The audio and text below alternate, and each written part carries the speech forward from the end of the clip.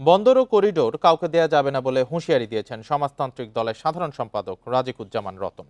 চট্টগ্রাম বন্দর অভিমুখে রোড মার্চের প্রথম দিন শুক্রবার সন্ধ্যায় কুমিল্লা টাউন হল মাঠে আয়োজিত সমাবেশে তিনি কথা বলেন।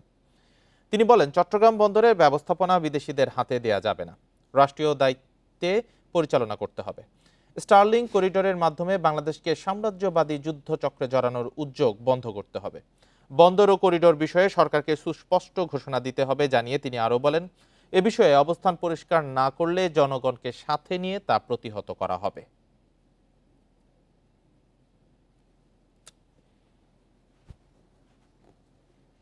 আমাদের এই চট্টগ্রাম সমাবেশের আগে আপনি ঘোষণা দেন, চট্টগ্রাম বন্দর কাউকে দেওয়া হবে না, করিডোর কাউকে আমরা দেব না। সুস্পষ্ট ঘোষণা দেন